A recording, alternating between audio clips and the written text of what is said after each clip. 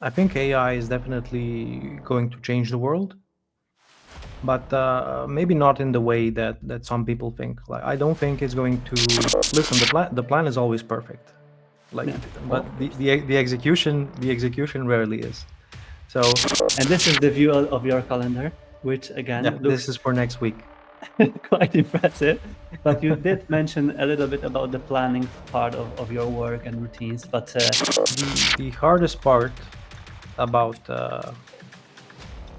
what I'm doing is staying consistent mhm, and operating on a certain level of quality. There might be 10,000 videos on clean architecture, but there's never a video that you make yeah, talking about clean architecture.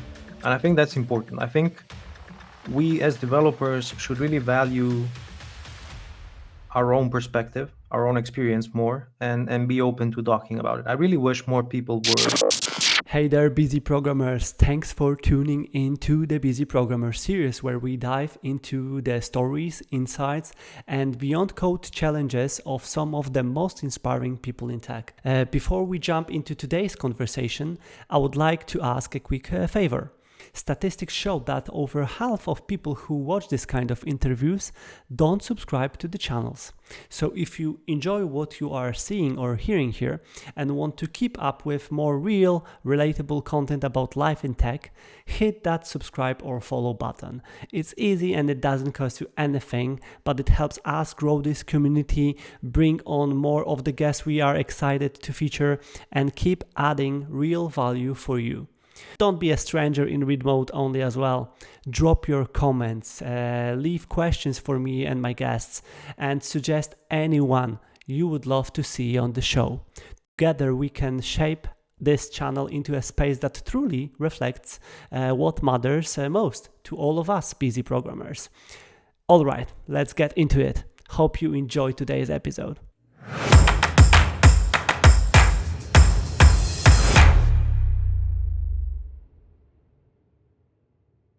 Welcome to the Busy Programmers interview series with a fellow busy developers from across the globe and amazing people from the whole industry. Today, my guest is Milan Jovanović. Milan, how are you doing today? I'm doing great. Thanks for having me, Marcin. Thank you very much for accepting my invitation. And yeah, I start from leaving the space for my guest at the beginning to introduce yourself for the audience. So for everyone who might not know you, might know you, who are you? What are you doing in IT and also beyond IT industry? All right. So I'm not a huge fan of introductions. I'll try to keep this brief and interesting. So I've been coding for now more than half of my life. So that's going to be around 16 years. I'm turning 30 this year. So I've been coding as a professional or working as a professional for the past almost 10 years. And I started out in .NET. Maybe we can discuss how I ended up with .NET compared to some other popular languages out there. Um, Mostly worked in let's call it consulting companies working on large enterprise projects. So these were web oriented systems. Um, After that, I turned into software architecture because this is something that really interested me, and that's how I got exposed to so many interesting uh, areas like domain-driven design, which is another passion of mine. And I guess by chance, or not by chance, maybe it was destiny. Let's call it that. I always enjoyed sharing content. I Mhm. used to do internal presentations inside of the companies I worked at and speaking about the things that I was working on and stuff that I was passionate about. And I somehow landed onto creating content. It started off on LinkedIn, and then I expanded into other medias. And today I'm working as, let's call it a content creator. I like to call it an educator. My main channel, I guess, is YouTube. I also have a blog with a newsletter. I have around 65,000 subscribers currently, so I'd say it's going fairly well. So is it a full-time job for you now, or are you still dividing your time in between of let's say client-facing development or teamwork and then Mhm. content creation? So currently, it's a full time thing. I decided to kind of make the switch, like make it official. I opened my own company. It's been 2 years now, but I've also been within in the past 2 years. It's been a mix of focusing on the education and the content creation side, but also working on some client stuff, which I've been phasing out. And I'd say in the last year, it's been full time on this. That's awesome. That's awesome. We will, of course, touch upon a lot of ways of how to do that, and maybe if anyone will be inspired to follow the same path as Hmm. as you did. But let's jump to the beginnings. You said that you are coding for half of your life, so you were Hmm. 15 around your first exposure to the code. Do you remember Yeah, that? Do something you? like that. 13, 14, 15. I mean, I was always into computers. Like as a kid, this is mostly playing video games. But through school, I got exposed to some basic coding stuff. So this was kind of interesting to me. And going into high school, we in Serbia we go into high school at 14. So Mhm. I went into there was an IT department in my town. So that's how I started getting more serious about coding. And this was really like good exposure to the fundamentals of computer science. We weren't using, I'd say, modern languages, but it doesn't really matter because when you master the fundamentals, you can translate this into any language. What's interesting is we were working in Pascal Yep. and Same. Borland Same here. Delphi. Yeah, and it was a really fun part, a really fun period of my life. Yeah. Okay, so then the question is why you didn't fell in love into Turbo Pascal and then ended up in .NET and C Sharp. So, how this I, evolution? honestly, I'm not even sure if you can get a serious job with one of those languages. Although they were pretty interesting, I guess the developer ecosystem was lacking, Yeah, or I probably still retired, or probably retired. yeah, I do ask it because I still do remember my high school teacher who built a flight simulator in Pascal, and he was so proud of it, and we completely didn't know how much effort were required to build it in this kind of language, but yeah. Uh, but that was a partially serious question because you've mentioned that you've ended up in the .NET ecosystem, and again, I'm from the Hmm. .NET world. We share some of the common friends and people from the communities as well. So why .NET? Why not Java, for example, Hmm. as the battle of the Yeah, yeah. technologies? So I mean, I was exposed to a lot of technologies kind of early in my career. I did Java, I did .NET and C Sharp, I did JavaScript, Python, C, C++. So I had a lot of, I'd say, diverse experience. And kind of .NET was the one that was the easiest to grasp for me. Hmm. Not that these other languages are any more or less complex. Really, the fundamentals are the same anywhere. But what made .NET interesting was, I'd say, two things. One of them was the overall ecosystem around .NET, the tooling that you have, the community, the available libraries that you get to work with, which make your life as a developer a bit easier. And then the second part of it was also job opportunities in the areas where I live. Sorry. Yep. Yeah, that makes complete sense, and I do share a similar journey, to be fair, because I always thought about languages as just tools in our hands, but still I tried multiple and always fall back to C Sharp and .NET, and again I don't have a straight answer why, but it was Hmm. a huge community and huge activity from Microsoft side then, at least on my studies, to make people enjoy the technology. When in the other languages or tools, there was just a tool and job. So I wanted more. I wanted more from just programming job than just coding. And Hmm. that might lead us to the So to the next question. Yeah, you wanted to say that? yeah, I wanted to expand on. Yeah. I think the direction that .NET has been headed in the last half a decade or so.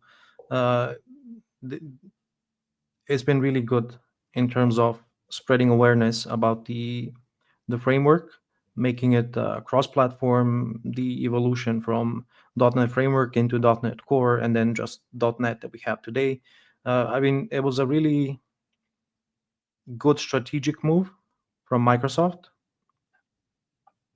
and I'm glad I stayed in .NET because over the years I could only see it improving as a language and I guess as the complete framework and what I can do with it in terms of as a developer. I do agree. Do agree. But then let's touch upon the soft skills part. I would say because you mentioned this the educational uh, Hmm. aspects and motivations came early into your career. So you Hmm. said that you started coding 14, 15. What about sharing knowledge? Did you immediately feel like you want to share what you have learned? Do you remember the first time when you did some kind of public exposure of your skills or knowledge to someone else? Well, I was always keen on doing, let's call it, personal projects. These were mostly some small video games when I started out, like I don't know, 2D collision detectors with randomly spawning um, objects that are trying to hit you. And then I always loved to talk about the things that I was building. Hmm. So that's kind of something that always interested me. But I guess it started getting more serious, if I can call it that, when I got into my first real job. So it was a company that really uh, tried to make their developers better. And one of those was regularly holding like internal presentations and talks about anything you might find interesting. Hmm. And I saw that as an opportunity to kind of put myself in front of the company or the people that work there, but also have a chance to explore like technologies that I may not be using on the project that I was currently working on. And that's how I got started. Uh, when I left that company, because they were keeping a record, I think I was number one in terms of the number of presentations I held. I believe that record has been beaten in the years since. Uh, but yeah, that's how I got started, and I enjoyed that, and I kind of carried that spirit with me throughout the years. Okay. And when you were looking for companies or companies were looking for you, did you always try to kind of marry it together with the passion of sharing knowledge?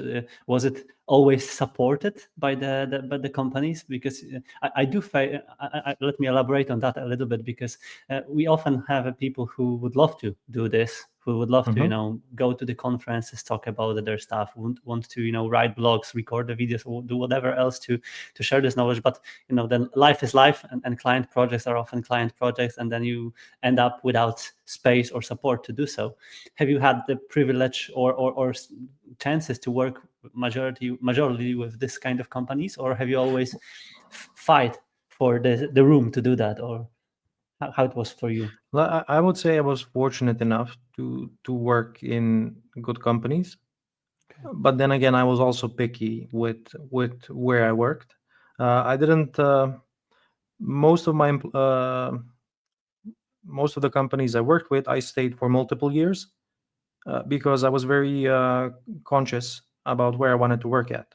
Now, the added bonus of that is usually that the company is aware that these things also benefit their employees. Yeah. So I guess in my case, I don't know, we can call it luck, we can call it being fortunate, but they were pretty open to knowledge sharing.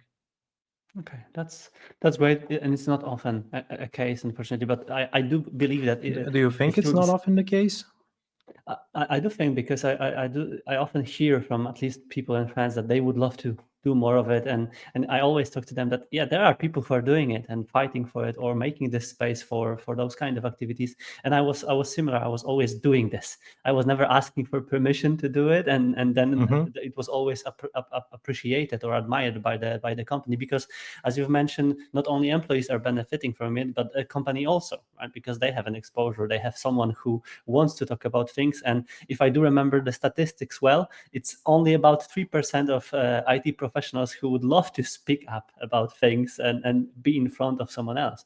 So, having anyone from those 3% should be a luck for the company itself too. Yeah. Because this is also kind of intimidating, to step up in front of 50, 100, or even more people, depending on how big your company is, and talk about something. It's not something to be taken lightly. Um, it's interesting. Like now you got me thinking of what we could do as developers, and I say myself as an educator, to spread awareness about this, but probably with companies that aren't too inclined to do this. How do we help them understand that this is something that's valuable and that can benefit you? For example, you can even think of this as free marketing, because if you hold a presentation and record it, then this is something that you can post on your social channels. And these are usually they can be short presentations, like, right, 20 minutes to an hour, uh, but they're usually pretty high in quality, because people try to keep the topic focused and practical, and this is something that other developers are also looking for. Yeah, but there's a lot of aspects. I would say there is also a thing that if we want to be seen as attractive for the potential other employees or other developers, and then you have someone who shares something what is really interesting and amazing from the work or outside of the work, there's a lot of arguments. But I do think there is a mission for us all. To spread this, because only success stories and only values approached might talk to the companies and might them want to invest in this kind of area. So keep fingers crossed and hope that maybe less people will struggle to find the room to do that. But also as a leaders, I often see that making people aware that they can do that is also a step number one, because in some of the history work they might not even be able to see someone else doing that.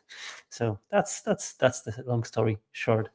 um, but then talking about the activities you do beyond code and outside of the code, um, you've mentioned obviously YouTube channel, which Hmm. presumably takes most of your time and a lot of your time. Then the newsletter, then courses that you've recorded and already made as a public offer, courses that you probably will work on, etc., etc. So Hmm. from where are you buying time, or how you are doing this that you are accomplishing all of that? And to also a sub question to this question is, have you ever worked crazy hours, or are you trying to just be as much effective as it's possible within, let's say, reasonable amount of times? How are So you doing that? what do you consider crazy hours? Crazy hours, in my opinion, it's anything 9+, I would say. Hmm. Then definitely yes. So okay, how do I unpack this? Um, so there's, in terms of where I'm active on social media, there's LinkedIn and Twitter. Then I also do videos daily on YouTube, and I write one blog article or newsletter per week. So that's now, to give you an idea, that's two posts per day on these Mm-hmm. social channels. So that's 14 posts that I need to make every week. Okay. Then two longer videos. This is kind of my main content on YouTube. And then I do, I call them off days, where I'm not posting longer videos. I do YouTube shorts. Mm-hmm. And then there is the article, which I try to keep short. I really do. but it ends up being a 2,000 word article that you need 10-15 minutes to read. uh, so that's kind of the quantity of things. But then there's the quality, which is the part that takes up a lot of time. So how I approach this in terms of organization is I try to prioritize, like, what is the thing that I have to do right now, or what is something that is easier to do, that I can solve right now, and then not have to think about it for some time, which leaves me more room to work on the more important stuff. So what I'm getting at with this is the posts that I make on LinkedIn and Twitter. These are short educational posts, usually with some uh, graphic that tries to explain the concept. It can be a code snippet or maybe an architecture diagram, Hmm. and then a short post explaining what I'm talking about. Now, something like this, I can write in my sleep. So it usually doesn't take me a lot of time to produce the post that I need to publish in let's say a week. Hmm. So what I'll typically do is prepare the posts, let's say for the next week, and then there are many tools out there that you can use to schedule these posts. Even the platforms today offer built-in scheduling tools. So then this frees up my time to work on the more important things. And this is the videos and the article. So I usually try to knock out the article uh, early in the week, ideally Monday, Tuesday. I always publish it on a Saturday. So this gives Okay. me a couple of days to kind of think about it, go back to the article, read it again, see if it makes sense, make some edits. But this is usually a small time investment. And then come Friday, it's ready. I prepare it and it goes out on Saturday. So let's say this takes me Monday, Tuesday, maybe. So I have the rest of the week to work on my videos. And here I give myself freedom to to be to put in as much work as I want, but also I don't have to. So let me explain. Um, the more complex the topic that I'm trying to talk about in the video, the more time I need to spend on the preparation. So it's really the work that goes in before I hit record. That's the difficult work, the thing that counts. Recording a video and talking about something for 10, 15, 30 minutes, that's the easy part. What about editing then? Because again, correct me if I'm wrong, but are you Hmm. alone with the process, or do you have someone helping you out with So anything that you've mentioned? I'd say for the first year and a half, I was doing it all myself, Okay. which was pretty difficult. Editing does take a lot of time, and it's also painstaking because you also make mistakes while recording, and then you have to figure out which part to cut out. And I won't bore you with the details, but uh, I'd say for at least the last year, my wife, well, my then fiance and now wife, has been helping me with that, and she's now doing that full time. So at least Okay. that part is something that I can delegate. That's nice. That's interesting to see because I did met a lot of creators who were still doing it alone because it's tough to delegate something like this because you always feel like you will do it, of course, better. But then having trusted person who knows you, who knows how you can be seen and what you want to accomplish as an end result might be the Well, resolution of the problem here, right?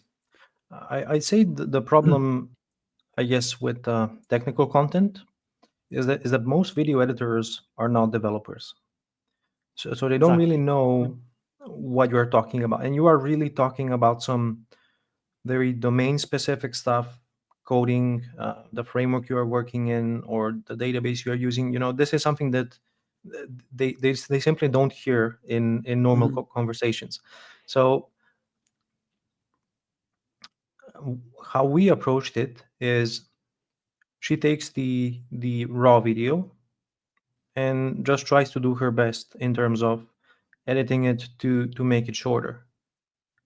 And then I take the video and do another review, but reviewing a 10-15 minute video is very different from editing a 60-minute raw Yeah, material, raw right? material. Yeah. So your wife is not technical. Just to No, demystify no, that. Okay, no. that, She's a master of history. okay. So that's quite far from understanding the domain-driven design and database concept for sure. But that's awesome, and I think again, anything that makes a process work, it is amazing. But you've mentioned that, of course, it kind of a lot of that became your routines, I believe, right? It's Hmm. more about really you're not even thinking about it; you're just doing that, right? Was it always like that? What happens when you Oh have no, the no, days no. when you don't have the energy or you don't have a ability to even do this? Are you allowing Mm. yourself to Well, let me destroy tell the you. plan? Yeah, listen. The plan is always perfect. Like, Yeah, but of the course. the the execution rarely is. So definitely, when I was starting out, it was not smooth sailing. Like, it would Mhm. take me maybe an hour and a half to write a post. It used to take me, I don't know, 7-8 hours to edit a video. Like, that was when I was Yeah. just getting started, and I don't even want to say how long it took me to record, let's say, a 10-minute video. Like, I know because I still try to do it. So that's also why I always feel like yeah. So there, we see the grass greener only, right?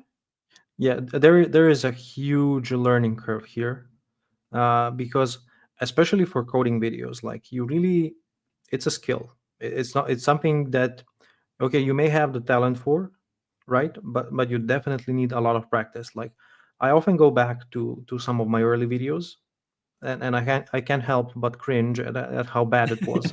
Like, I honestly do not know why people were watching those videos, but they were. I'm really thankful for that, because it helped me to, I'd say, master this craft. Because when you think about it, it's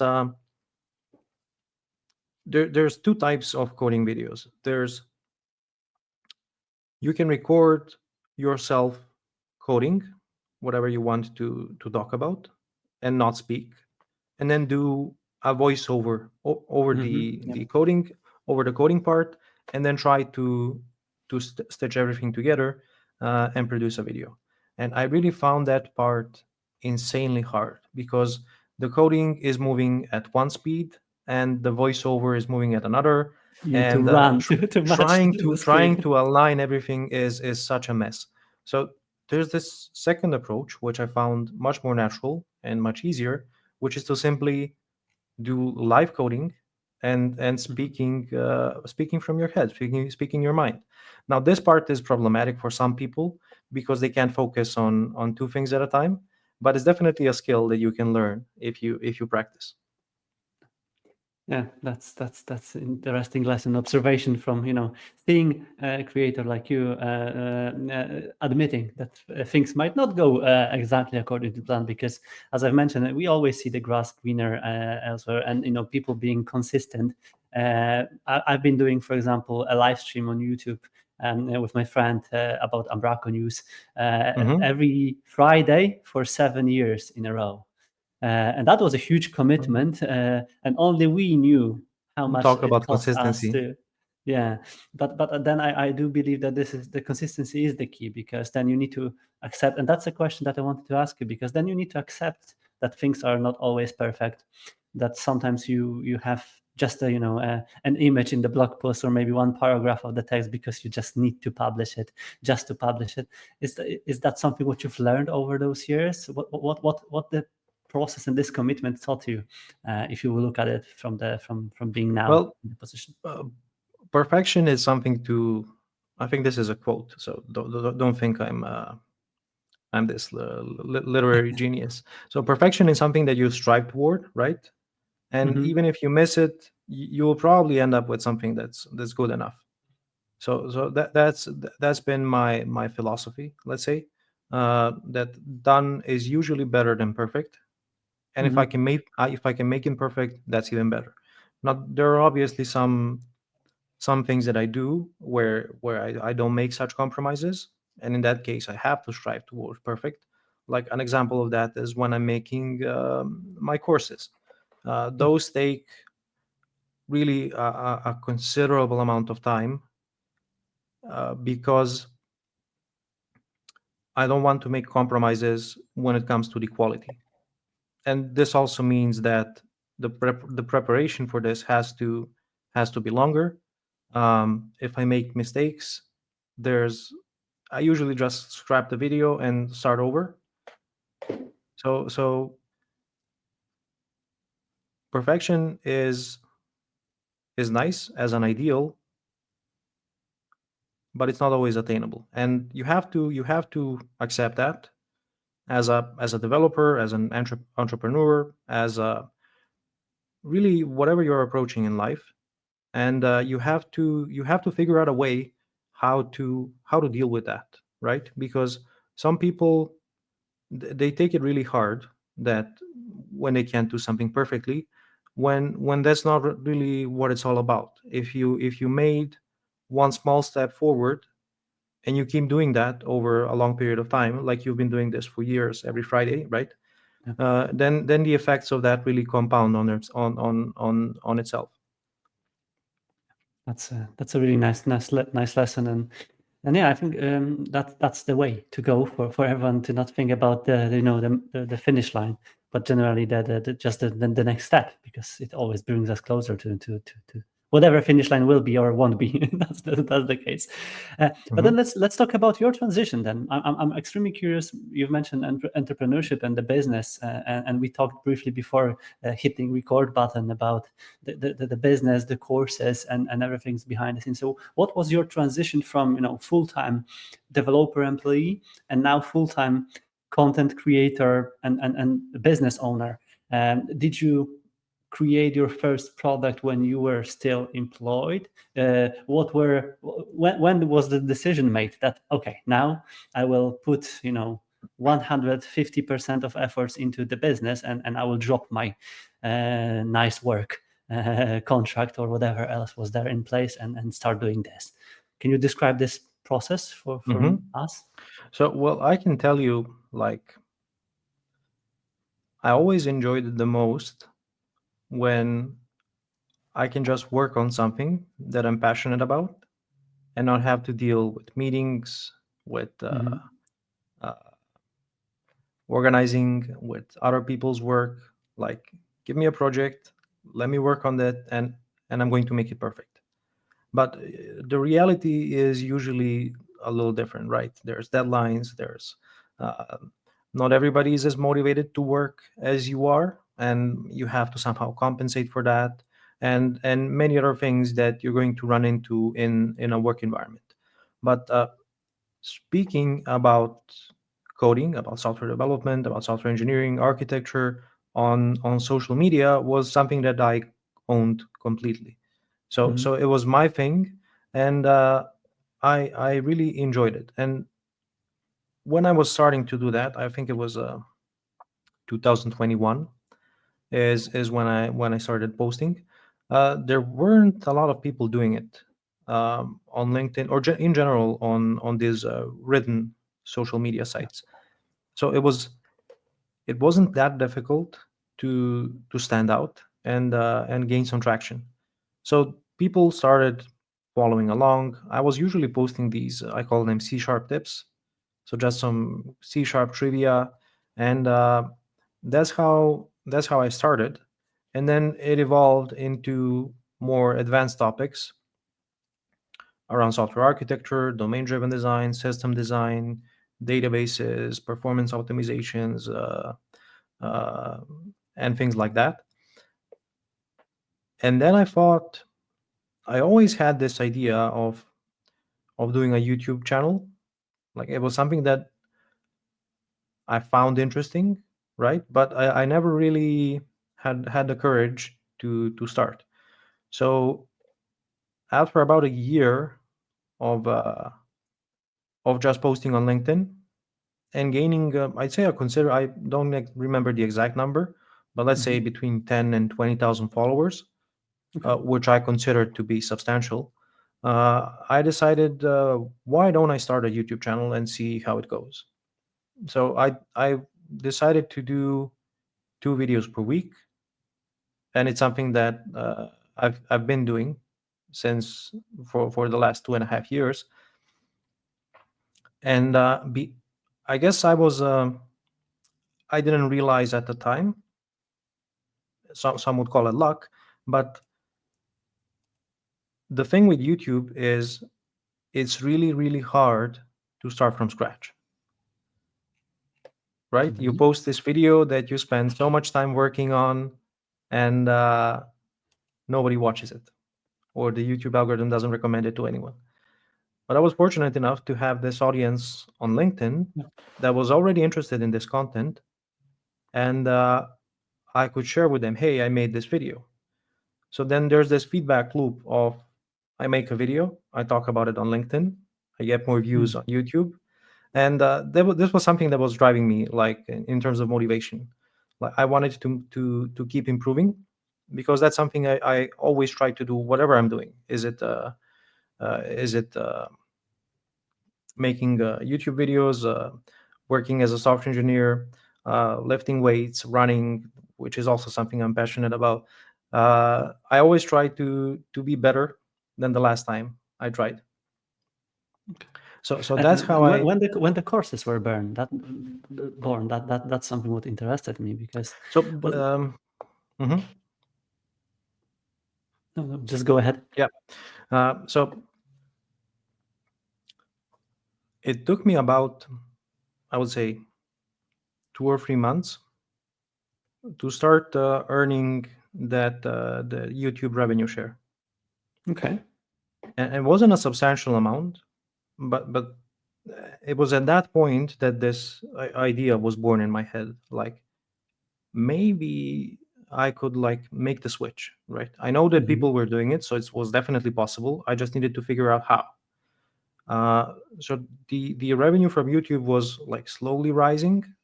It was still not like even close to my developer salary, but it was something that was, I'd say, interesting.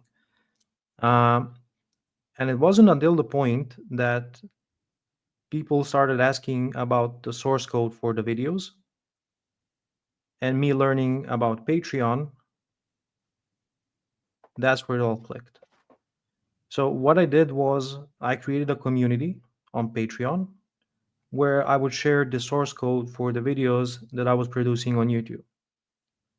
Okay. And then people started signing up to my community, which has grown considerably since that time. Uh, and that's how I started gaining enough of an income to consider switching into this full time. So a few months passed. I wanted to see if this was something that wasn't just an accident. Was this something that I can sustain for a longer period of time? Because yes, I do take risks. Like this is definitely a risk what I'm doing, but I'm also risk averse in terms of I won't fully commit into something until I'm confident that I Mhm. can continue doing that. So 5 6 months passed, and by that time I had already surpassed my income as a software engineer.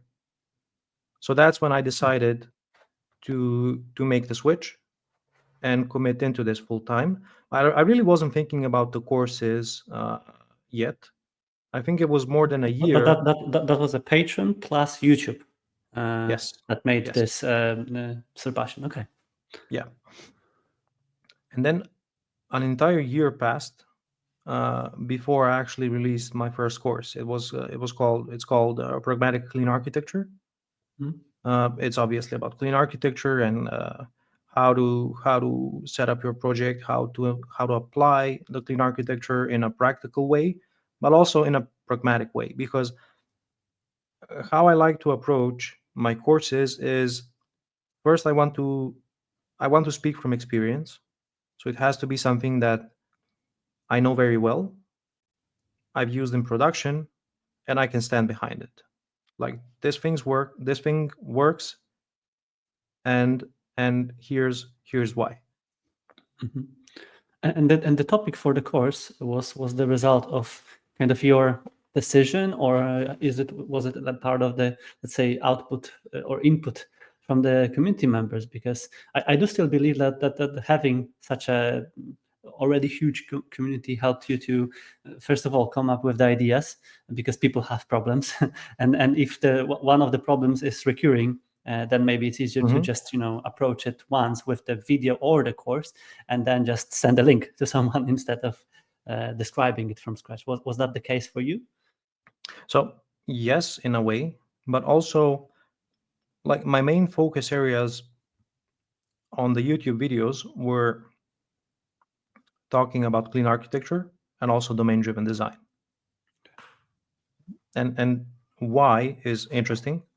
Um, I when I was starting, I have to go, let's say, a couple of years back into my career before I even started the YouTube channel. I was trying to learn these things. Like I was Mhm. interested in software architecture. I was interested in many other topics. Domain driven design was one of them. And the resources, the learning material for these topics wasn't as abundant at the time. So that was let's say part of the motivation why I wanted to create a YouTube channel, because I thought that this information was valuable to me, and I wanted to share it with the world. So I guess I approached it from my own unique perspective and experience, which is going to be different from anybody else's. And then because these topics were working well on YouTube, I decided to turn them into a course, because you can really explain a lot in a 10-15 minute video, but you can definitely explain a lot in let's say 10 hours, which is how long Mhm. the course is. um, I'd say maybe I spotted like a gap in the market without even being aware of it. But I was really approaching it as scratch my own itch, right? This was something I wanted to learn. I wasn't satisfied with the material that was available out there, so I decided to take my experience and create this material. So that's how it came to Mhm. be. Okay. That's a really impressive journey. Again, a lot of people might call it a luck. Some of it might call it a time. What's not the timeline? It's like nicely timed with the circumstances around. But at the same time, it's always like a lot of people feel like everything is in the internet right now. Why I should even record a video about something when it's 10,000 of videos about the same exact topic? But the approaches And varies, my and as you've answer to mentioned. that is yes, there might be 10,000 videos on clean architecture, but there's never a video that you made Yeah. talking about clean architecture.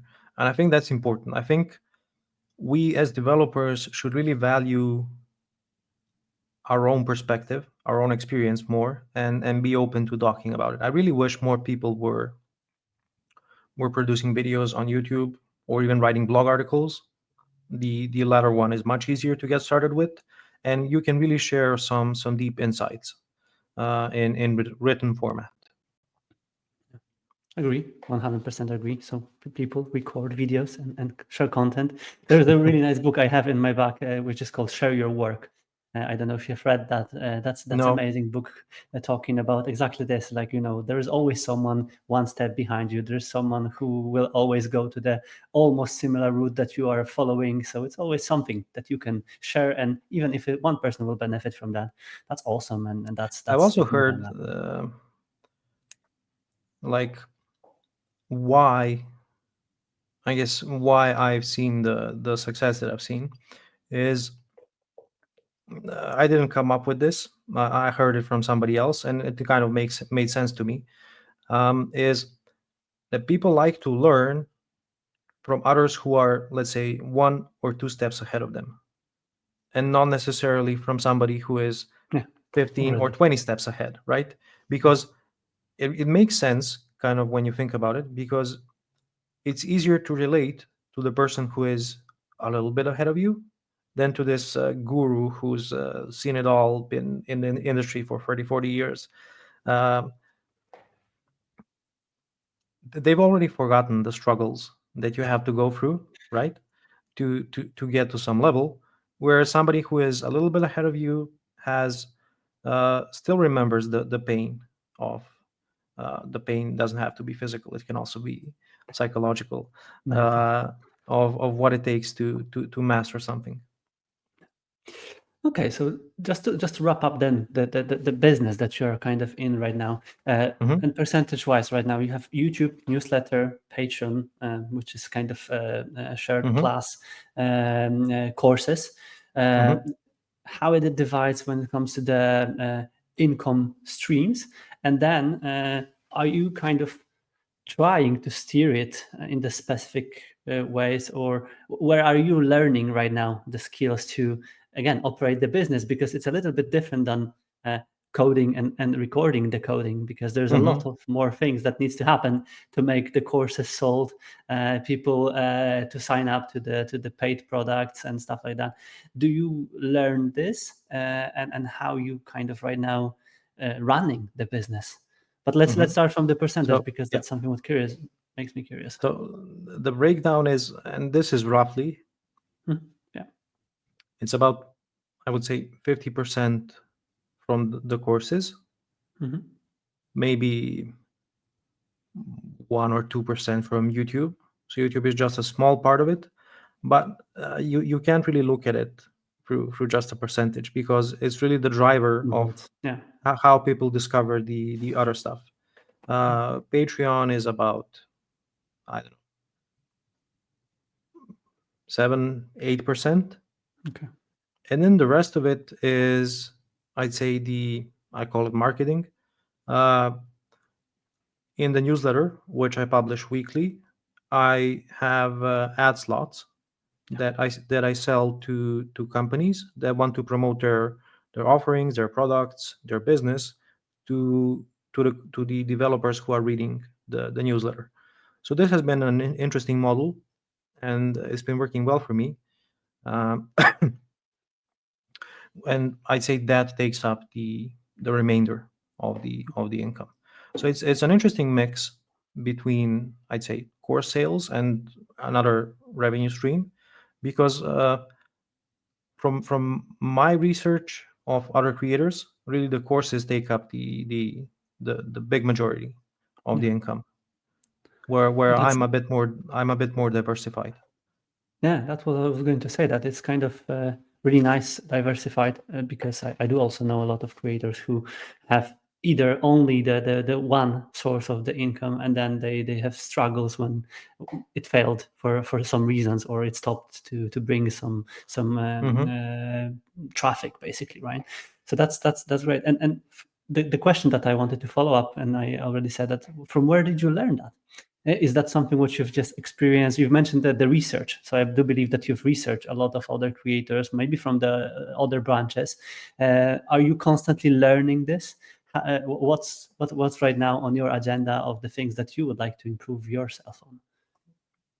So I had no idea like how to do this stuff when I started out, and I think No, that's the case wasn't for it a master plan already? All the funnels described, no, all no, the no, no, journey no, no. paths of the clients, and So just so I guess I had this rough idea in my head of how something like this could work, but you have to go through it yourself in order to find the solutions, because no two businesses are the same. And I'd say my business is definitely unique, because this the products that I'm offering are pretty niche.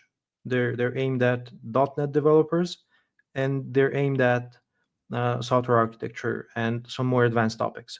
So this isn't beginner level content, and you have to. It's difficult to find, like, let's call it a marketing channel where you could offer something like this. And how how I wanted to approach it was to keep it as organic and unforced as possible. So in my social media posts, I don't promote my courses. I just Mhm. talk about the things that are inside the courses, but I don't mention the courses at all. Every now and then, I'm going to leave a link to some article on my website. So people click on that, they want to learn more, they read the article. And then once you're on the website, you might notice, okay, there's a course about this, about that. And that's how people discover it. Then there is the newsletter, which I've seen some of the, let's call them creators. I've seen some of them do this where they write a newsletter and then at the end they offer a few links. If you want to learn more, check out this and this. So I thought, okay, this might work. And I started doing that. And that's been doing somewhat well. But really, the key here is building um, a marketing channel that doesn't depend on the will of the algorithm. When you Mhm. are posting on social Socials. media, on YouTube, you're really putting your destiny in the hands of the algorithm, and it can be a cruel mistress. Uh, Sometimes you're going to go viral, and that's amazing, but most of the times you won't. Like, I don't get any crazy views on my videos, I don't get crazy reach on my social media posts, but I am consistent and I'm here every day, and that's why people notice. So I decided to take to offer this newsletter as a means to express some more complicated topics which you can talk about in written format, but also as a way to kind of create an email list. So this has been really, I'd say, the core reason why my business has been so successful. I always had this long-term perspective. In I don't need to be successful today, but if I can put myself in a place that I'll be successful in a year from now, 2 years from now, then that's where I want to focus my energy. So creating this email list is something that took a really long time. I have around 60,000 ish, 65,000 subscribers on the list. And these are mostly, sorry, these are mostly active subscribers because I'm very diligent about cleaning the list from people Mhm. who don't read. Like I don't want to keep them. Some people keep everyone on their list, so you'll see these crazy lists with 100,000 people, 200,000 people, and then their open rate is like 20%. 2%. Yeah. Yeah, I was I going to have ask about your open rate. Do you yeah, are it's you able to? around 58%, 60%. Depends on the article. It Yeah, varies, but that's it's huge. always more than 50%. That's huge, and that's impressive. And at the same time, I was going to say that because I did research the topic, and I have a good friend who is doing the small education empire on the Hmm. courses here in Poland, and he has impressive stats basically from email marketing, from course sales, and I will definitely share you the link to his Hmm. productions and his kind of right now team production at the moment. But he also released a course about email marketing because he also didn't find a nice course about this particular topic, and then he sold it in an enormous amounts of sales because it was very nicely put together. So Hmm. did you learn it from someone else, or did you explore it basically yourself? That the email is the direct line to sell, and then how to write an engaging content, how to turn those people into customers. Was it always kind of natural movements, or did you try to elevate your knowledge about this particular topic from, I don't know, maybe some courses as well? So I tried to find people who are successful at this and see what they are doing.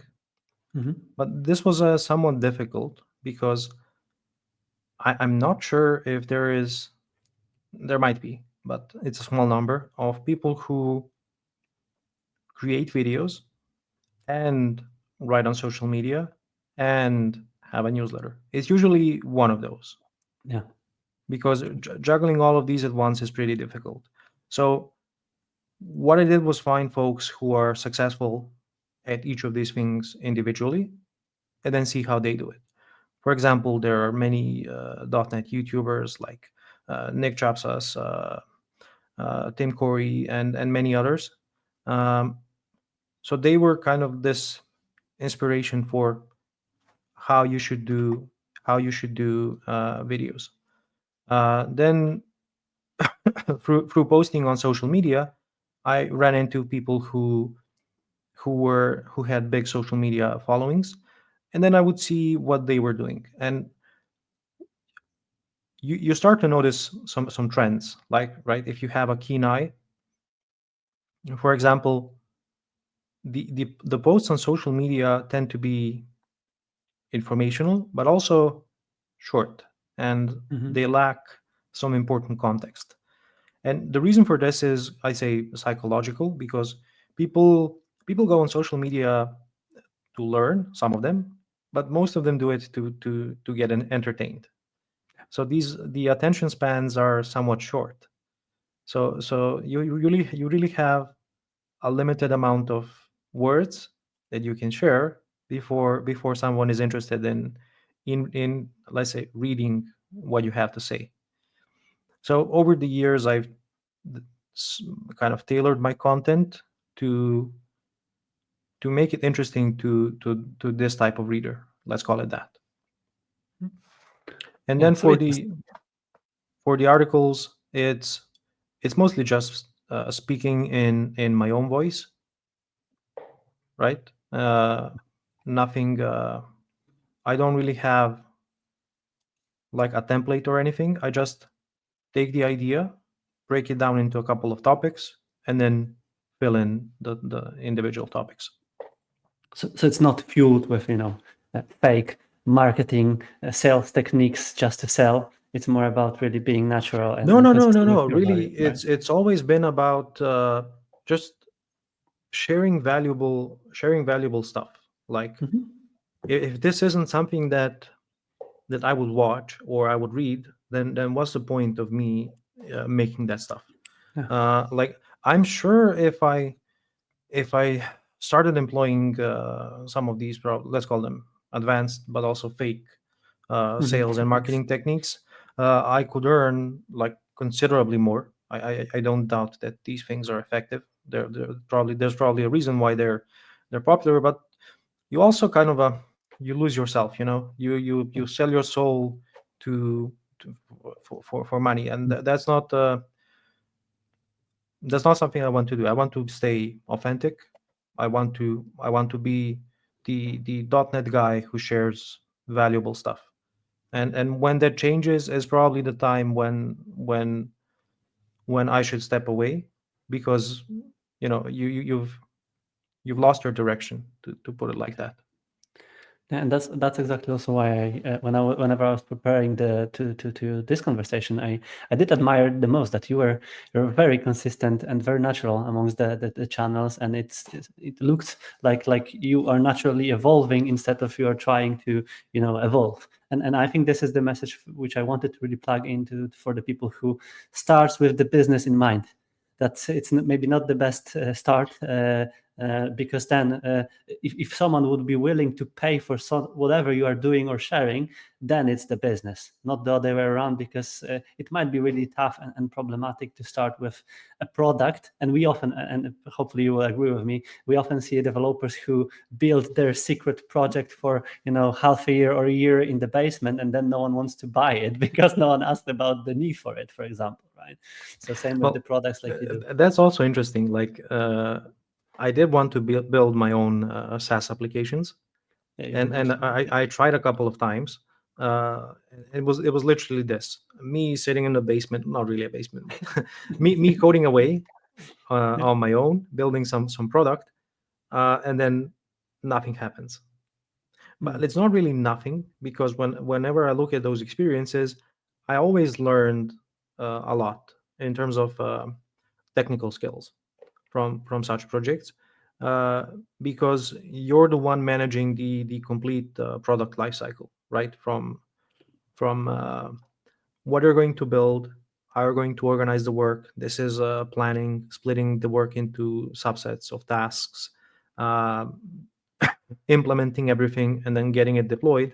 These are all valuable skills that are going to help you as a software engineer.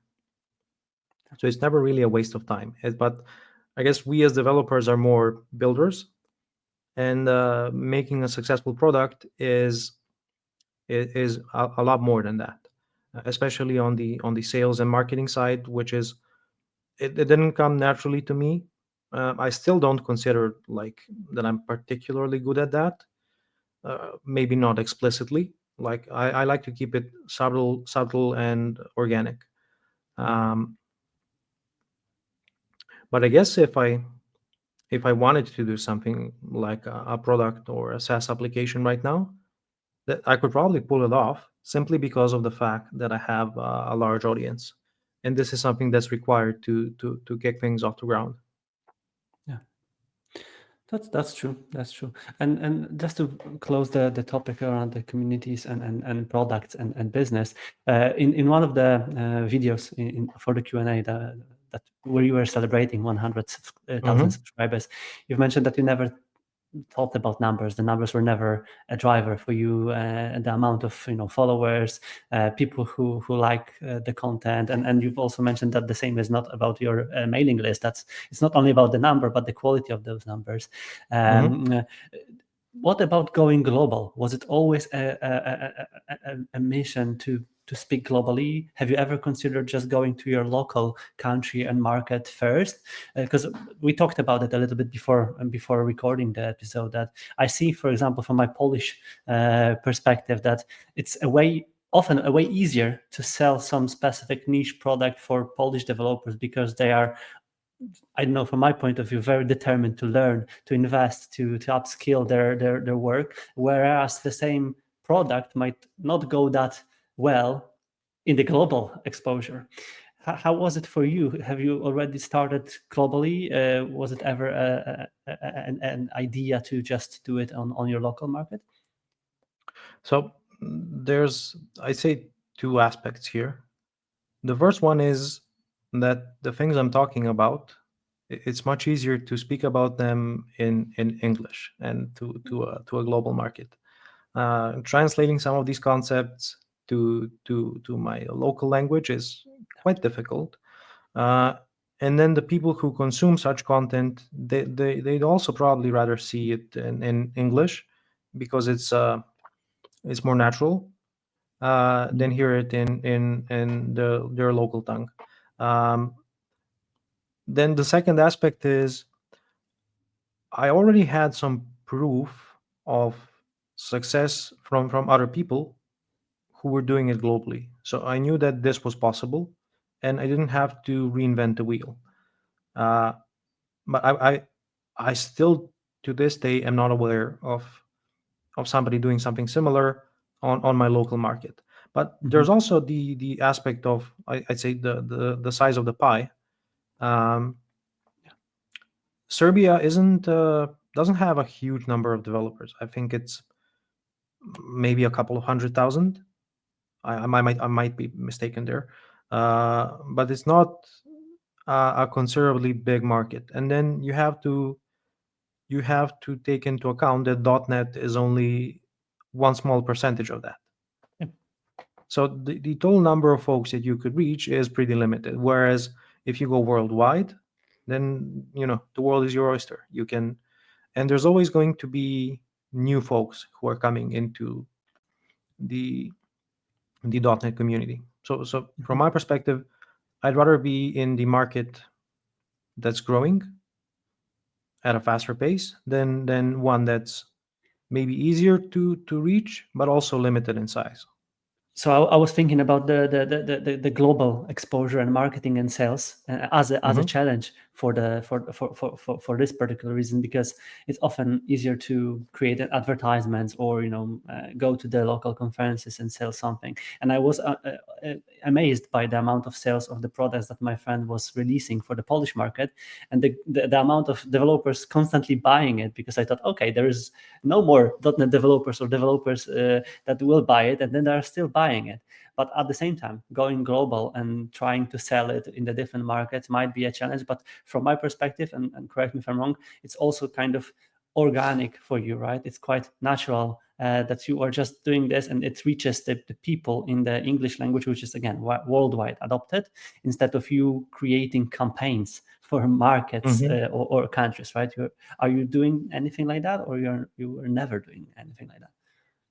It's I'd say 99% organic. Okay. I'm experimenting a little with paid marketing. Uh, so far, no amazing results. So, but that's probably because I haven't really mastered the skill. Like I'm sure that this thing works. I just need to figure out how. But it's been difficult finding the time to really invest in that and figure things out the right way. But even these small experiments are giving me some feedback. But you know, the less time you spend on it, the more time it takes to master, which I'm fine with. Like I think Hmm. the investing my time elsewhere currently is going to pay off more. Yeah, that's great. Awesome. I asked you a lot of the questions that I wanted to. Let's talk a little bit about maybe struggles and time management, because I have Hmm. one great screen that I wanted to share with my viewers, and this is the Hmm. screen from your calendar, which I will share hopefully right now. But you also mentioned a lot about your time planning and the way how you are approaching this particular thing. And this is the view of your calendar, which Yeah, again this looks is for next week. quite impressive. But you did mention a little bit about the planning part of your work and routines. But again, a lot of people will probably be very jealous that you don't have those kind of blockers, synchronization points, meetings, and anything that a lot of us and people who probably watch it also struggle with. But at the same time, you've mentioned that it was quite designed to be that way, right? Hmm. But then the question is again, impressive. I do appreciate this calendar view, but you also mentioned that you had some kind of situations where things were not going according to the plan. So, where are there weeks, days, or shorter or longer times of periods where you would like to, stop doing what you are doing? Is there a time when you said, "Then I will go to the mountains and I don't know, start producing goat cheese or anything like that"? Um, tell us more about anything like that, because I do believe that as probably most of the creators, all of them, you do have some kind of moments like that, right? How it looks from your point of view. Yeah, definitely. I'd say the hardest part about what I'm doing is staying consistent Hmm.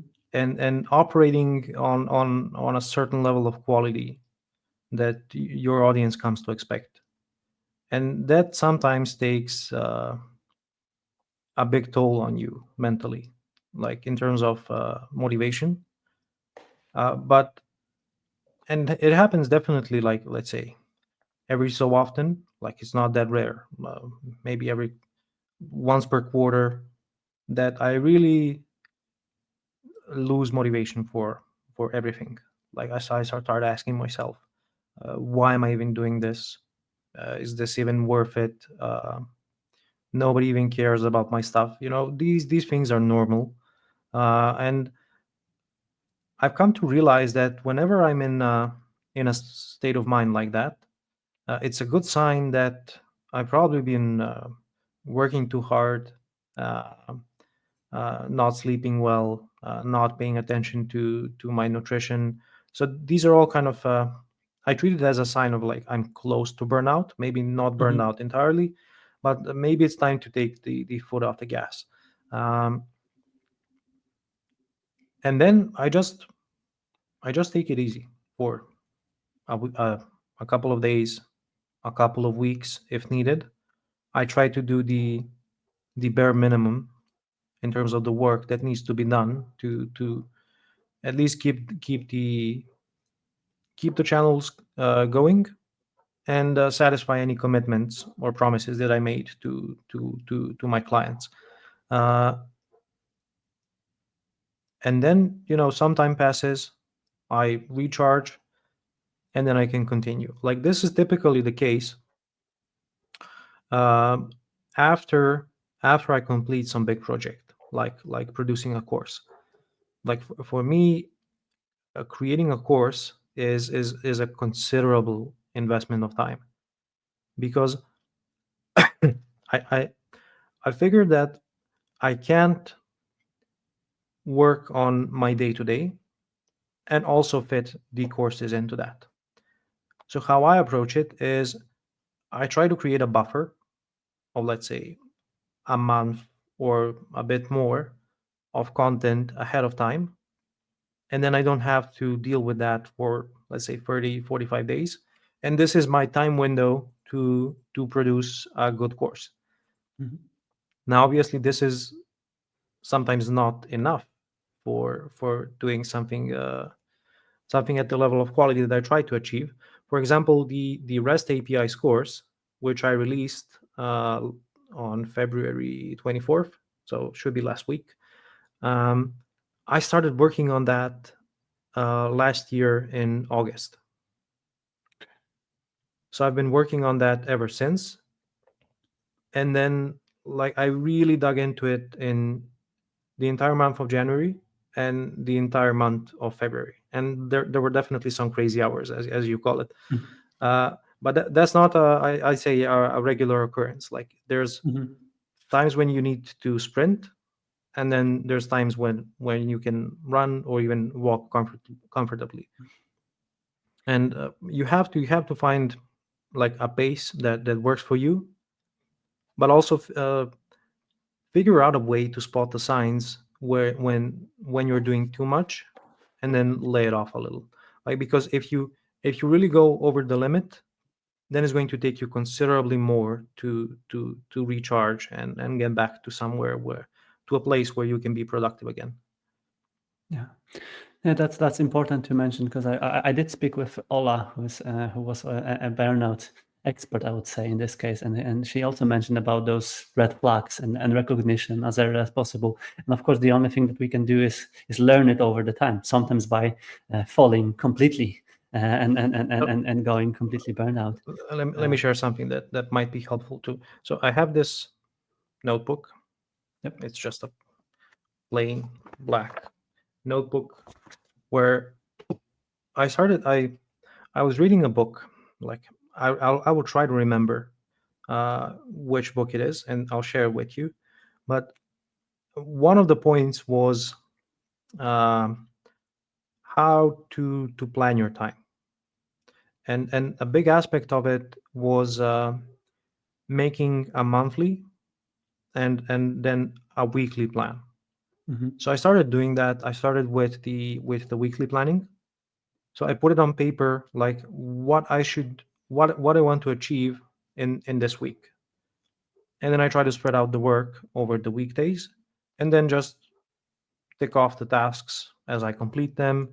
Maybe update the plan if something comes up and I'm not able to complete everything on time, which really happens often. Like, I don't think I've ever had a perfect week where everything I planned just completed it like I laid it out. Like, this never happens.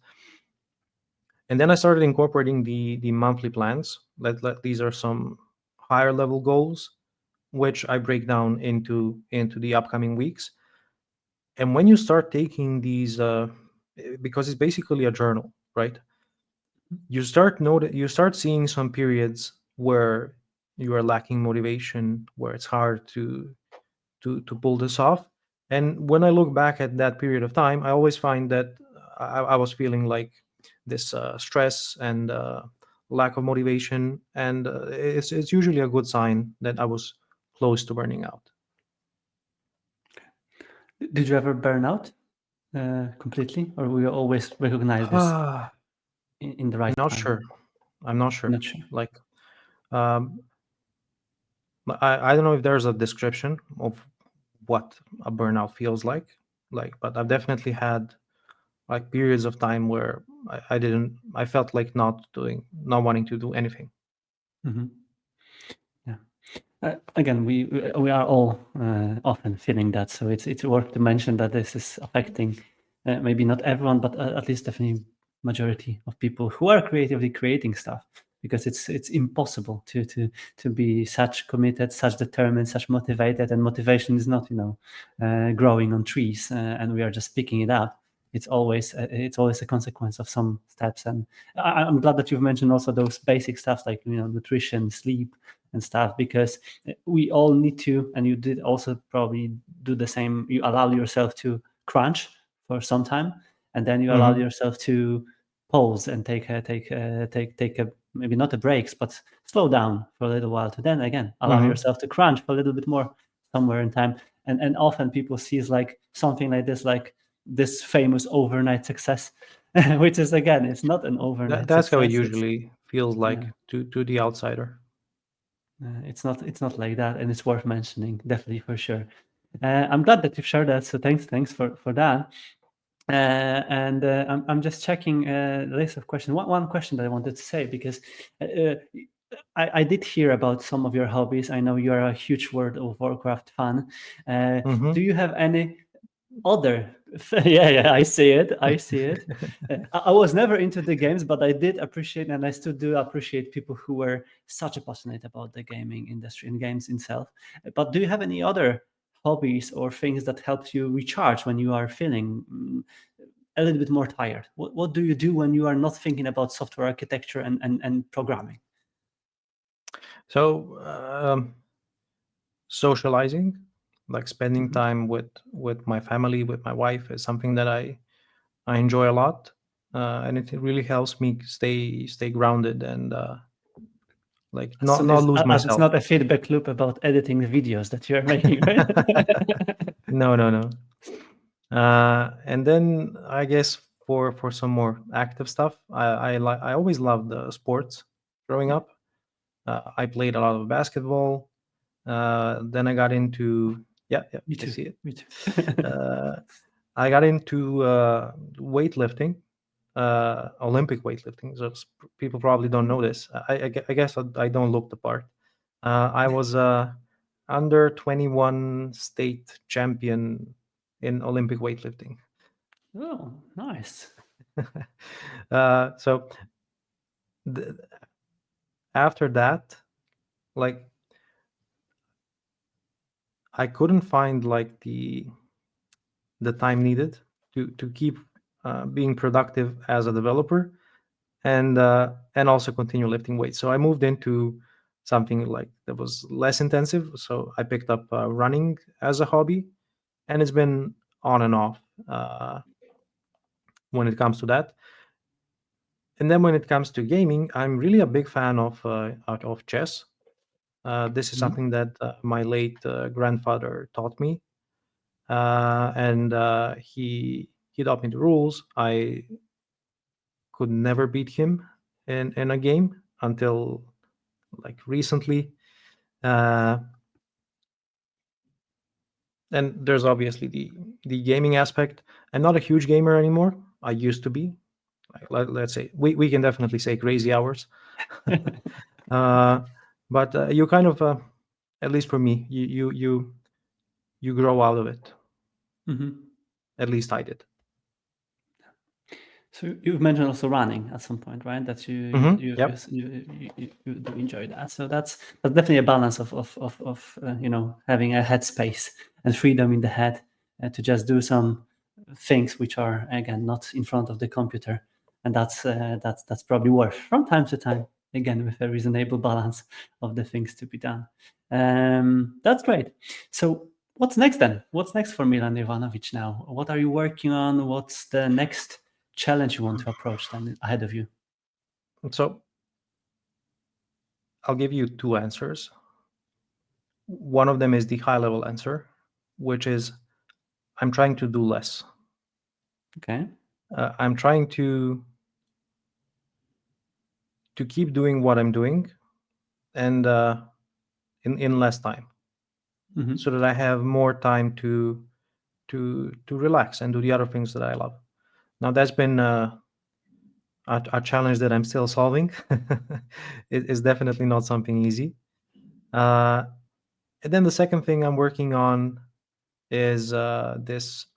I have this vision for a course about domain driven design, but I'm trying to make it different from anything else that's in the market currently. And this is mostly like beginner level stuff, I'll say, that approaches the concept from scratch, which I don't Mhm. think is it's definitely useful, a useful way to learn about domain driven design, but maybe it doesn't give you it doesn't make it obvious why this methodology is so valuable. So I'm working on something that's going to take a different approach, starting from an existing problem, an existing .NET application, let's call it, and then seeing how we can apply DDD principles on this problem, and highlighting the value that we're going to get out of it. That's nice. Sounds like a really interesting project ahead of you. But do you also look at the trends and all the evolutionized approaches to the not only .NET but general solution software architecture? Do you think that is there anything specific that might of course, I won't mention AI, but I will mention AI and stuff like that. Do you Hmm. think it will, or maybe it already did, revolutionize the way of building software? And do you feel like DDD, for example, and all Hmm. those less technical heavy aspects of craftsmanship will be more important, and that's also why you're leaning towards that, or you did never think about I this think future? I think AI is definitely going to change the world, but maybe not in the way that some people think. Like, I don't think it's going to make all the developers lose their jobs. Like, I don't see it being like that. At least with what we currently have. Like, if there is some huge breakthrough in terms of AI technology, then it might happen. But I'm not seeing it right now. The way I look at it is, this can only help you be a better developer. Like, you can let the AI do some of the work for you, but this is mostly, you have to realize like how these models work. They don't synthesize new knowledge like a human can. They they only reproduce things they've already seen, and they've obviously been trained on a huge amount of data, m- like I don't know, thousands or millions of repositories on GitHub, uh, and then they can produce pretty nice quality code which they've already seen. Maybe they can piece together a few things. Like that's been my perspective of working with AI so far. Uh, but at the end of the day, you will be the one who is responsible for pushing this code into production and maintaining it, and being responsible for it. Nobody's going to blame the AI if our Yeah. production database gets deleted. Uh, but I think like we are still early in this, Hmm. that most developers aren't aware of what are all of the things that we can do with AI, and definitely in terms of AI as assisted coding. Like, I've tried out a few of the tools that we have available right now. I've tried GitHub Copilot. I've tried Amazon's Code Whisperer. Now they call it a Q Developer. The one that I've enjoyed the most is Cursor, which is Hmm. it's a fork of VS Code, so it already feels similar to how I've been working already. But what makes it interesting is that they added these capabilities that make writing code easier. And with the improvements of the underlying models, it's been getting just more and more powerful as time goes on. But it's excellent at producing a large amount of working code, but I use it to give me the building blocks of Hmm. something that I want to build. So quickly scaffold uh, a use case or some skeleton structure that I can then extend and add value to it. So that's been my experience. And then there's this other perspective of using AI for something practical. So interacting with these models directly to build some application. Now, there's definitely going to be a lot of innovation there. Like I've heard stories of from past colleagues working on a project where. So let me try to phrase this so that I'm not breaking any NDAs. Uh, so there are these large corporations that apply to get some state contract, and then making an offer is an incredibly time intensive task. Yes. So what they did was feed the AI with all the documentation required and some internal knowledge, and train it or give it the correct prompts to output the, let's call it, the offer which they can use Yeah, to apply. cool. Yeah. And this reduced, I think, the time it takes to make an offer, but by, I don't know, let's say 80-90%. Where, first of all, this is an incredible time saving uh, Yes. in terms of time, but also in terms of labor and how much that labor costs. uh, and then the human, there's this concept of human in the loop. You probably heard it, where Mm-hmm. we move into this role of kind of reviewing and validating what the output of the AI. Yeah, I do have the same feelings, and I was also, as same as you did share it in the past, very skeptical to this at the beginning. But now I feel like, yeah, if we can do more with less, that's nice. Same of, for example, with testing. I do not see any explanation right now of not writing tests, for example, if they can be such easily generated based on the code supplied. Same as with the building offers or responses or even presentations.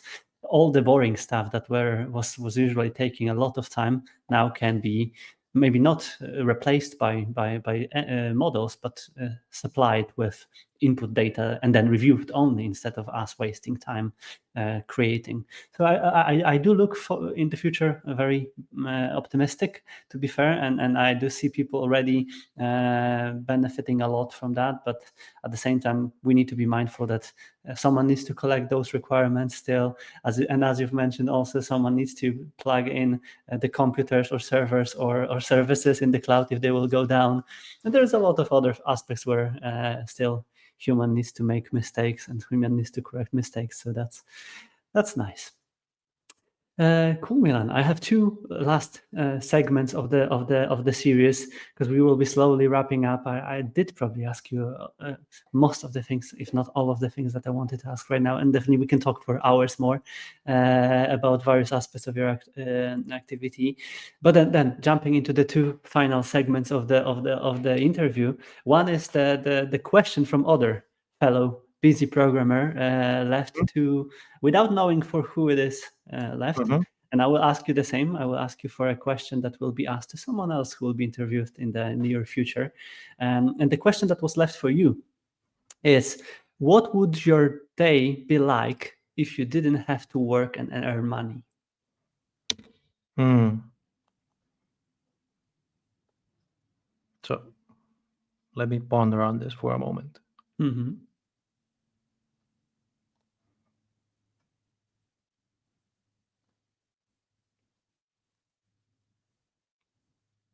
So I would probably, it would be a combination of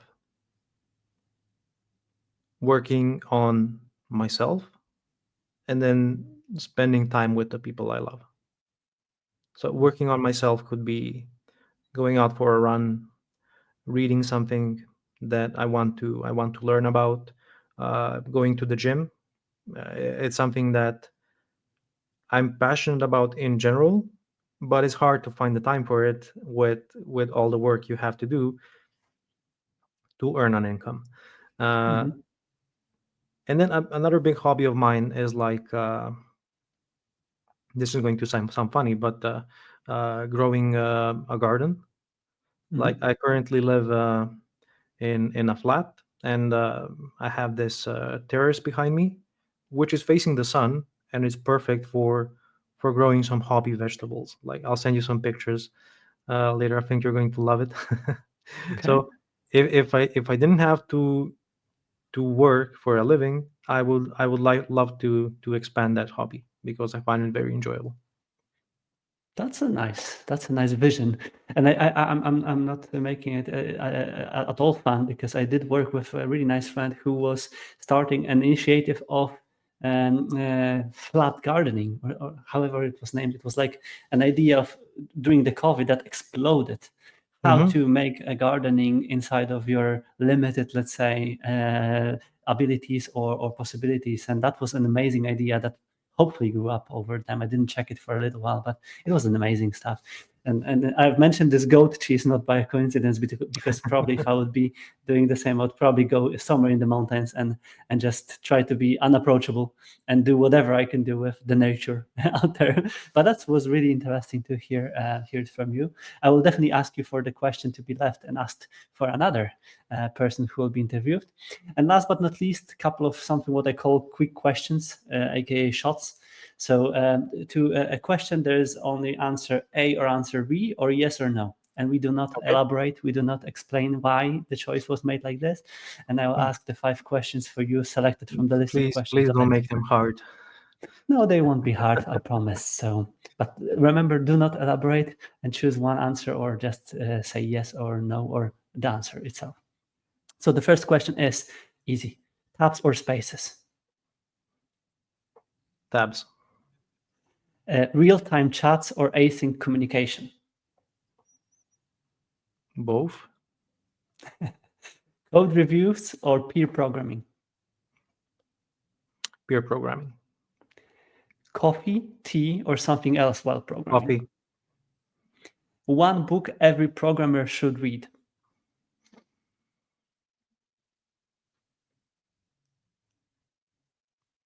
It's so hard to give one.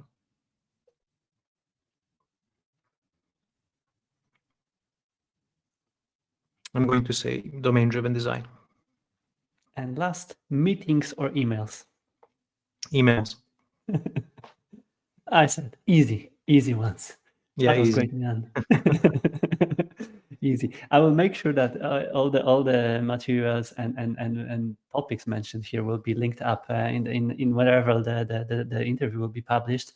But Hmm. just to close it, tell everyone where they can find you the best in the internet. What's the place number one to go to find Milan Jovanović and everything which you're doing? So if you want to get some practical stuff, head over to YouTube, type in Milan Jovanović, and I bet you're going to find my channel.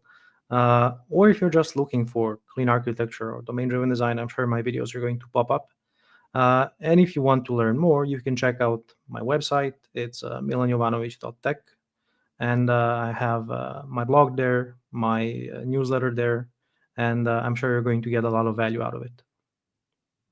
Awesome. Milan, thank you very much for your time and for accepting the It was a invitation pleasure. here.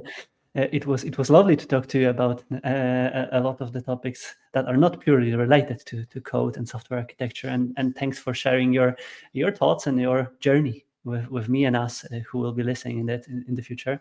I can just wish you all the best with the adventures that are ahead of you, to finding more time to do less Hmm. things, and then to grow not only the garden but all the yourself within it in the future. And yeah, hope to catch up at some point in the future. And yeah, again, thank you very much for your time, and hope to see you soon somewhere. Thank Uh, you. Thank you very much for the pleasant chat and the thoughtful wishes. And I'm looking forward to speaking with you again. awesome. Cheers. Bye.